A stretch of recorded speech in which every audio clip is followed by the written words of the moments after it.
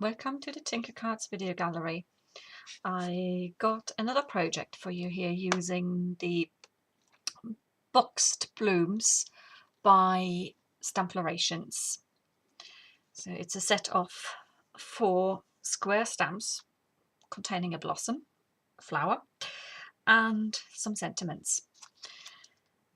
And I'm going to work with the daisy today, and I'm probably not going to use any of the sentiments for the front because I want to give the main focus to the daisy. And what I'm going to do is, with the video, is to show you a very quick and very effective way of colouring your daisies without needing colouring skills. Right, so what I got here is I got a little square that I pre-cut, and I'm going to use some little stamping spots. There's like just little ink pads, and I've had them for a while, so they're probably not that moist anymore. And if they're at that stage, you can quite easily just colour any piece of card with them by just quickly rubbing over. Can you see this? So I got a nice yellow here. That's going to be my background. So now I'm going to ink my daisy up with black memento ink.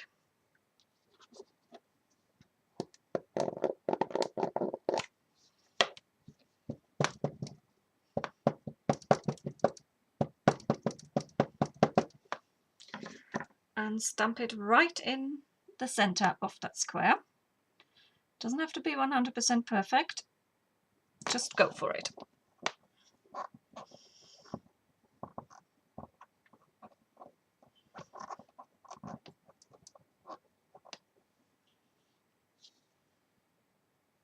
Here we go. So allow that to dry for a little moment.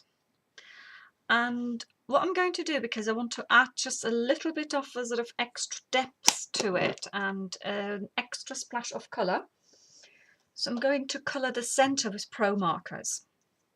Now I've got some yellows out here, and what I'm looking for is a yellow that is about the same, maybe slightly darker, but not a lot darker. So what I tend to do is I just tend to then sort of scribble them on. So the tulip yellow isn't too bad. That would be a possibility, which I got up here. Then I've got the gold. Now that is too dark. I can discard that straight away. And then I got a pastel yellow, which isn't too bad either. So that's a possible. And I got buttercup yellow.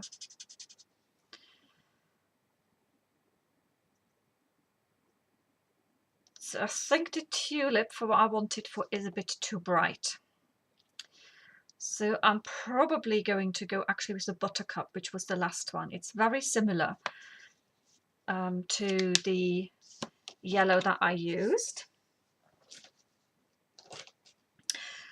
So with it being a dye ink that I use, you can just quite easily colour with Pro marker over it. And all I'm going to do now is I'm just going to colour the whole of the centre.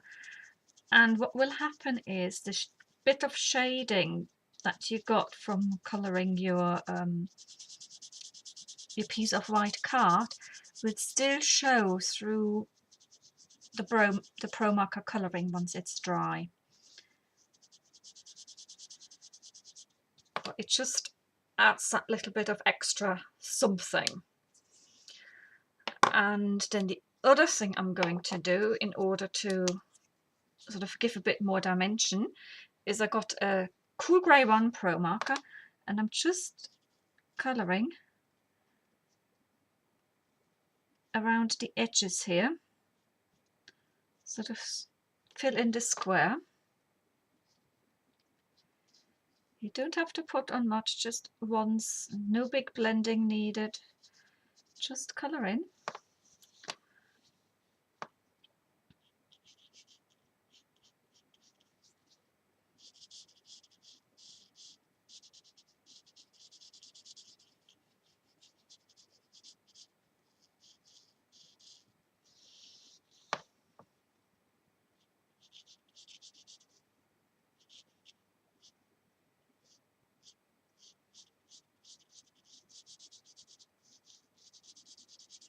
And once that is dry, you won't really see it. It just will, the colour will just be a little bit darker.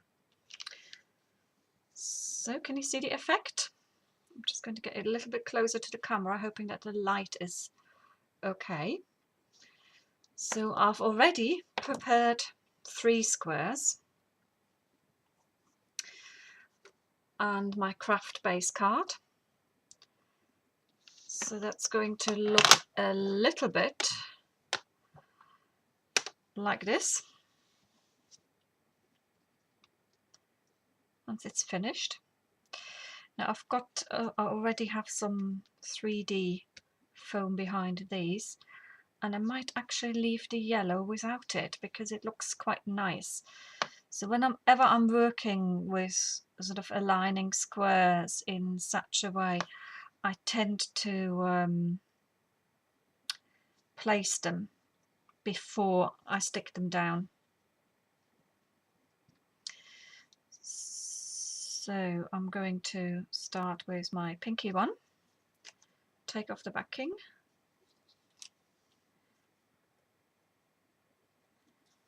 and I've coloured these in a very similar way. Just used some inks and coloured the centre with Promarker, and then just around the outside, as you can probably see more with the orange and the pink, I've just added a little shading with the cool grey one Promarker.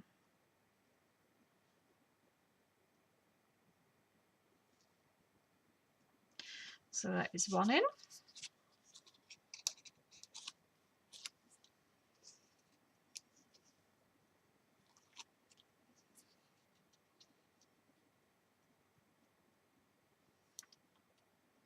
And let's just do the next bit.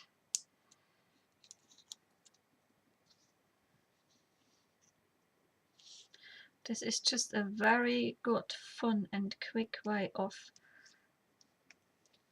colouring your daisies without having to get, I know watercolours are very fashionable at the moment, but you always have to wait quite a while for them to dry, and it's quite easy to have things bleeding into each other, the colours. So this one here is quite it's easy and quick, and sometimes you just want something easy and quick.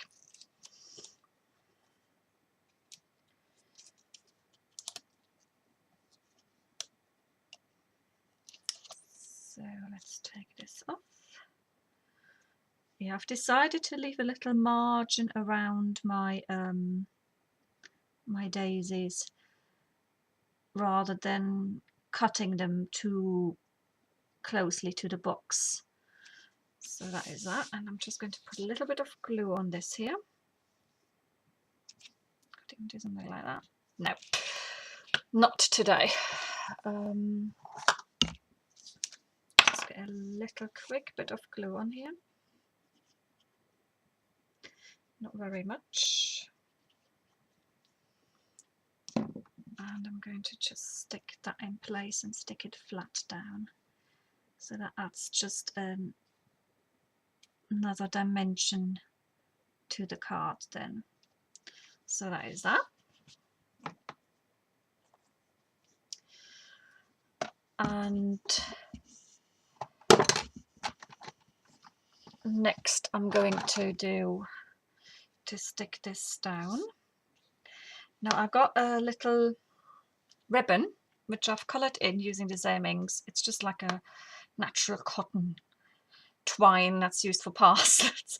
I just got it quite cheaply in a stationery shop, and I thought it might be quite fun colouring it in with the inks. So this is, I prepared that earlier, so it's all dry now. So I just sort of run it over the ink pads, and so that you get this nice differently shaped, differently coloured string basically. So I wanted that to go at the top here, so I'm just going to do something like that. So I need to put this one a little bit lower. So let's get this sticky off.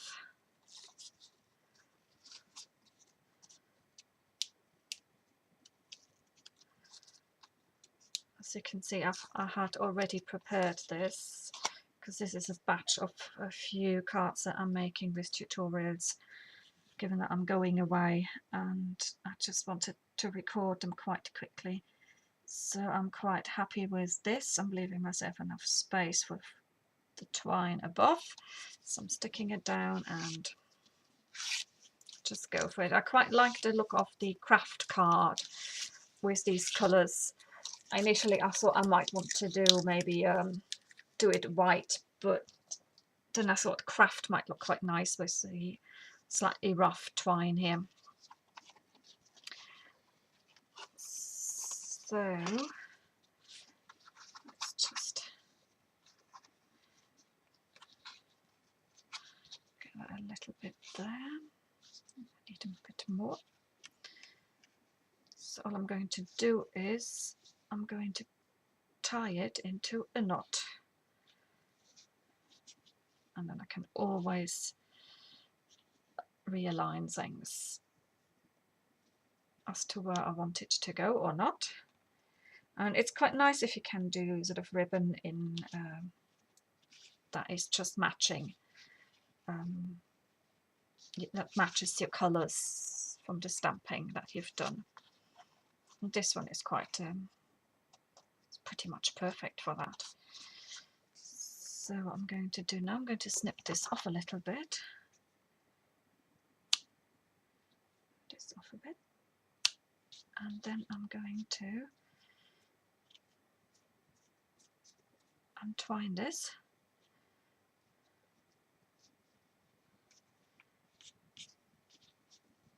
And then you're getting this beautiful doubled effect on the fibres. Right, folding it over, and there you go, card done. So that's it, and I hope you enjoyed watching, and I shall be back soon with some more projects. So thanks for watching, bye.